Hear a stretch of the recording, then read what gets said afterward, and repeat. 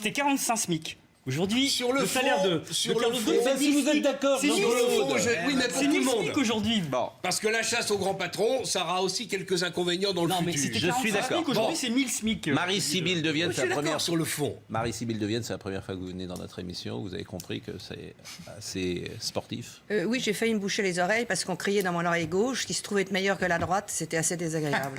Bon, Monsieur Dacier, faites attention à Marie-Sybille. C'est vrai pour l'oreille gauche.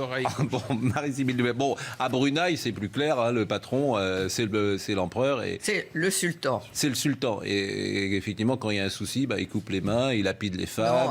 Non, oh là là, ça c'est la loi qui vient de rentrer en Mais la vigueur. loi, c'est lui. Non. Oh.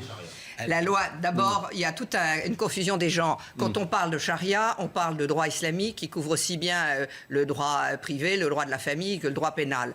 La charia, droit familial islamique, droit civil islamique, existe dans les pays musulmans depuis la nuit des temps. Elle existait aussi au Brunei et ça a été formalisé quand ils sont passés sous le protectorat britannique. La nouveauté, c'est la mise en place à partir du 1er avril du code pénal islamique, le Houdoud, qui comprend une série de châtiments corporels particulièrement lourds, qui réhabilitent les peines traditionnelles du droit islamique comme la lapidation et qui définit pour les habitants musulmans du sultanat des délits d'ordre alimentaire, d'ordre familiaux et sexuels, des délits de droit commun, des délits Mais alors religieux.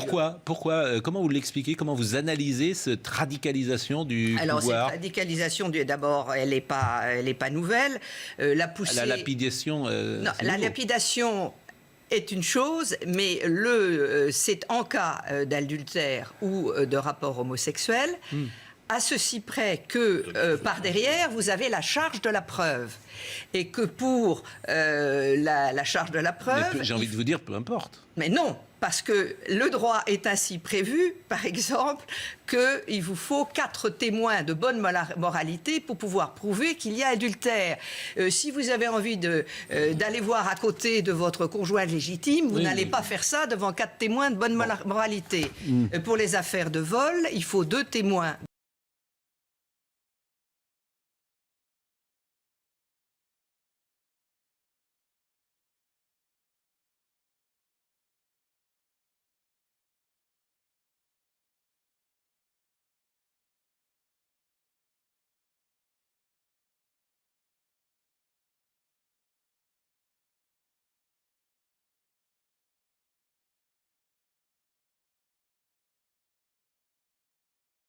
Donc tout le repose, l'application ou non de ces peines extrêmes et qui nous paraissent parfaitement anachroniques et évidemment Et elles le contraires aux sont.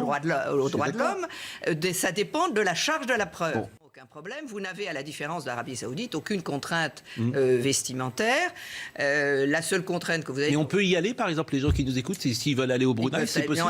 Ils peuvent très On bien demande aller un au visa Brunei, il n'y a et même on pas y va besoin de demander un visa. Vous Il y a pas de- vous l'obtenez à l'arrivée à la frontière et vous êtes autorisé à séjourner 4 semaines. Et il n'y a pas de problème de sécurité Il n'y a aucun problème de particulière sécurité. Il faut savoir que c'est une des sociétés, et c'est ça qui est paradoxal à l'observateur extérieur, c'est une des sociétés qui a une longue tradition pacifique. Quand les Britanniques sont arrivés, vous n'aviez même pas de prison au Brunei. Vous aviez une société avec peu de délits, sauf des quelques éléments de violence politique entre différentes branches, mais société qui a toujours été tranquille, la plus tranquille du monde malais, et où on bénéficie d'une protection sociale qui est la plus élaborée d'Asie du Sud-Est, avec des aides au logement, voire dons de logement gratuits, mais surtout la gratuité des soins, la gratuité de l'éducation, la gratuité de l'université. Quand on ne peut pas être soigné sur place, on vous paye des soins dans des endroits plus sophistiqués. Riche, alors. Le pays est un pays très riche sur extrêmement les riche. grâce aux Alors, hydrocarbures, juste un... pétrole et gaz, et plus gaz maintenant que pétrole. Et on vit dans la D'accord. population vit dans un cocon. Madame Nord-Ouest. de Vienne, je recrute parfois les gens en direct en même temps que je les entends. C'est la première fois que je vous entends sur un plateau de télévision, mais c'est passionnant ce que vous dites. Parce que vous savez de quoi vous parlez. Précisément. Oui, Bah oui, non, Alors mais que nous, en général, on parle sans savoir. franchement, Merci non, mais beaucoup. c'est absolument passionnant de vous écouter. Je vais vous dire, c'est passionnant de vous écouter. Et j'espère que vous allez revenir dans notre émission et qu'on aura des Un sujets petit chapitre sur Brunei toutes les pour semaines, vous. c'est Ah pas non, mal. mais je trouve ça passionnant. Et mon oreille droite est d'accord. Apprendre. Et bien alors en plus vous avez mis au pas et Jean-Claude Dacier et Jérôme Béglé qui mouftent pas depuis que vous êtes là. Voilà. On apprend des choses. voilà. Exactement. Nos professeurs sont passionnants. Et je suis bien d'accord avec vous.